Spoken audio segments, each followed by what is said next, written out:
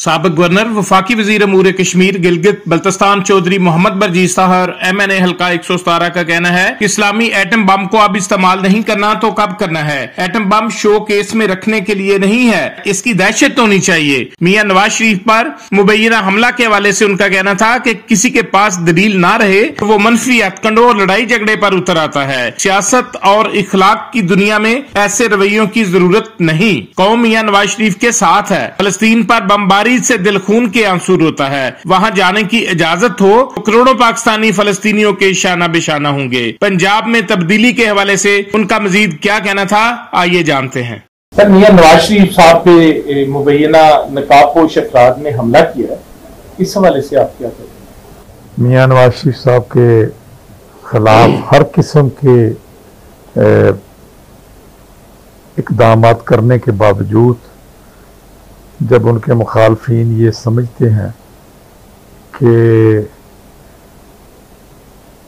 दलील से और कानून की दुनिया में उनके खिलाफ कोई कार्रवाई करनी मुमकिन नहीं, और अब जबकि 3 साल मुकम्मल हो चुके हैं और उनके खिलाफ इस किस्म के स्कैंडल मंजरेआम पर आए हैं कि वो बुखलाहट में मुब्तला हैं, और उन्होंने मियां नवाज शरीफ के खिलाफ जिस किस्म की हथकंडा इस्तेमाल किया है सियासत की दुनिया में और अखलाक की दुनिया में, किसी तौर पे भी इस किस्म का रवैया और इस किस्म का हथकंडा जो है वो उसकी ज़रूरत नहीं है। तो मैं समझता हूँ कि पूरी कौम जो है उसकी दुआएं मियां मोहम्मद नवाज शरीफ के साथ हैं, और मियां नवाज शरीफ ने इनको सियासत के मैदान में, मईशत के मैदान में शिकस्त दी है, और अब इनके पास कोई चारा नहीं सिवाय इसके कि ये हाथापाई पे उतरे। फ़लस्तीन के साथ हमारे मुआहदे का तल्लुक़ है। मैं समझता हूँ कि आज तकरीबन 70 साल से फ़लस्तीन के रहने वालों के साथ जुल्म जो है वो बरपाया है, और 1940 में भी कायद आज़म मोहम्मद अली जिन्ना ने जब पाकिस्तान की करारदाद पेश की थी मीनार पाकिस्तान में, तो उस वक़्त भी फ़लस्तीन के बारे में कायद आज़म मोहम्मद अली जिन्ना ने जो डायरेक्शन दी थी, जो लाइन दी थी, मैं समझता हूँ हमें आज भी उसको अपनाने की ज़रूरत है, क्योंकि फ़लस्तीन मगरब का एक नाजायज़ बच्चा है जिसको मगरबी दुनिया ने अब तक संभाला दिया हुआ है। और जहाँ तक मुस्लिम दुनिया का ताल्लुक़ है, दुख की बात यह है कि इस वक्त तकरीबन 28 करोड़ लोगों, 28 करोड़ मुसलमानों के ख़िलाफ़ तकरीबन 30, 35, 40 लाख यहूदी जो है वो नबर्द आज़मा है, और हमारे मुसलमानों की के पास जो अफवाज है उसकी तादाद तकरीबन 44 लाख है, 44 लाख, और इसराइल के पास 1,30,000 है।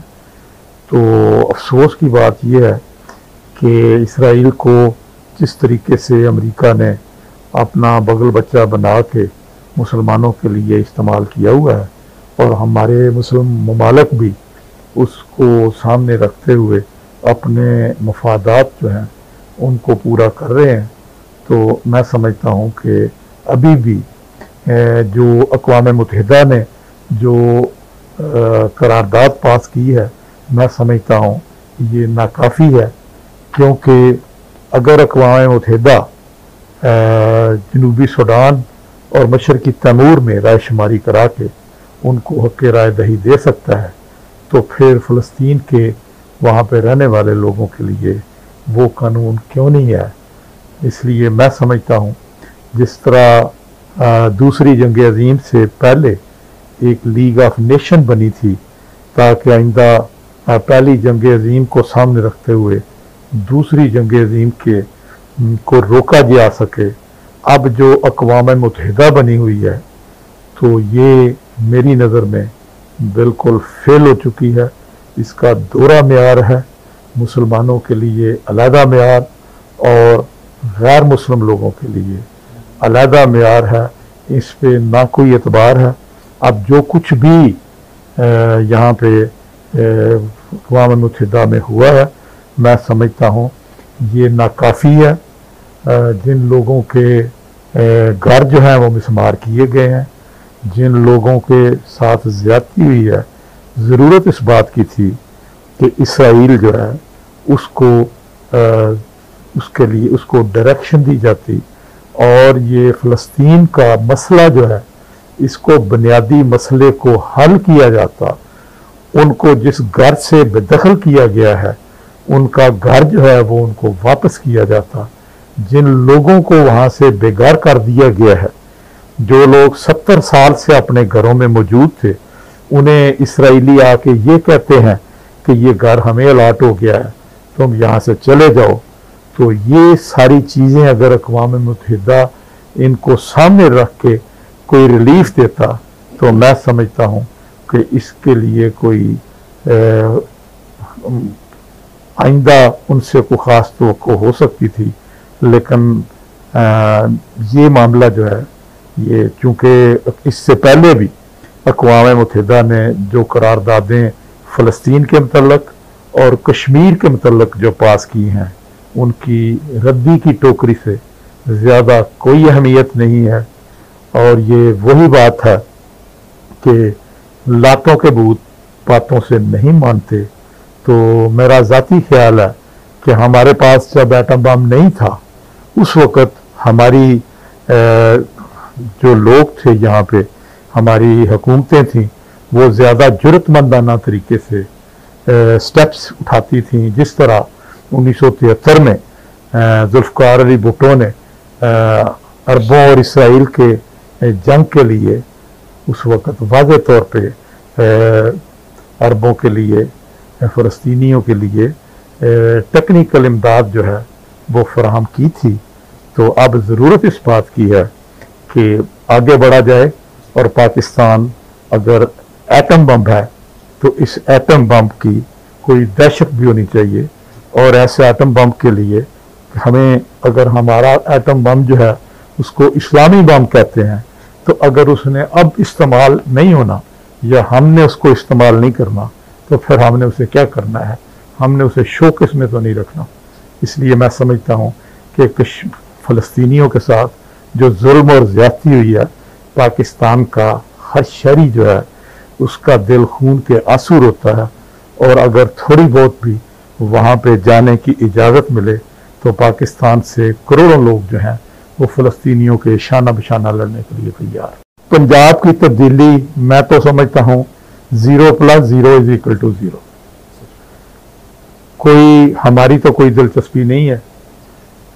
हम चाहते हैं कि अगर ये इमरान खान की हुकूमत है तो ये इन्होंने जो बुज़दार वहाँ पे अपॉइंट किया हुआ है और जो उस बुज़दार ने यहाँ पे आटा चोर, चीनी चोर, बिजली चोर, दवाई चोर, पंजाब के अंदर वोट चोर, हर किस्म के चोरों को जो फैसिलिटी प्रोवाइड की है, तो इसके बाद आम आदमी जो है उसकी ज़िंदगी अजीरन हो चुकी है। लॉ एंड ऑर्डर की कोई सूरत हाल नहीं है। तो मैं समझता हूँ कि अगर इनके पास, अब अंदाज़ा लगाएं ना, आप सांगलाइल में रहते हैं, आपके हल्के में 7 लाख लोग हैं और ये MNA का हल्का जो है, जो पाकिस्तान के अंदर जो इमदाद अब तक हासिल हो चुकी है, इस हुकूमत ने 3 साल के अंदर 14,000 अरब रुपया जो है वो कर्ज लिया है।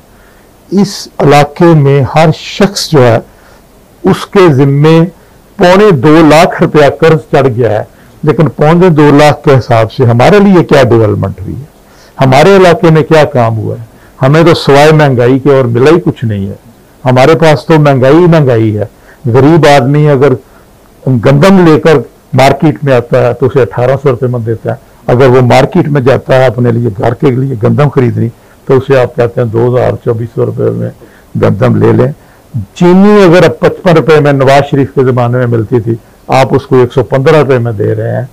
आप तेल जो देखें 70 रुपये का तेल था लीटर, उसको आप 111 रुपये में दे रहे हैं।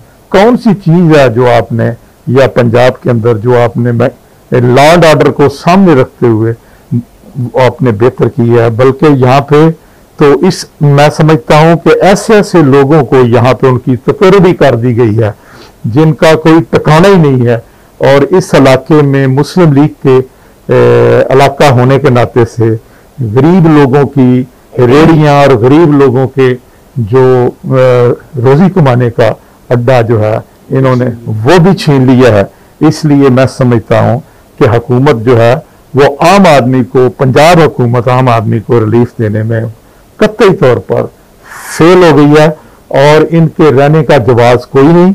मगर जिन लोगों को शौक था, जिन लोगों ने इनको मुसल्लत किया है, हम समझते हैं उनका ये शौक पूरा हो जाए, ताकि ये नो कॉन्फिडेंस और ये दूसरी चीज़ें जो हैं वो उनको बाद में इस्तेमाल किया जा सके।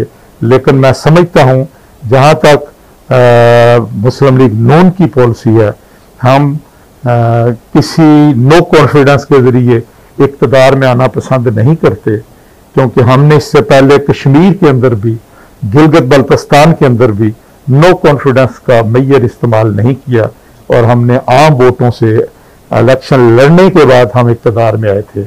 यहाँ पे भी मियाँ नवाज शरीफ की ये पॉलिसी है कि हम इलेक्शन के जरिए आएंगे, हम चोर दरवाजे से या नो कॉन्फिडेंस के जरिए से इक़्तिदार में कतई तौर पर नहीं आए।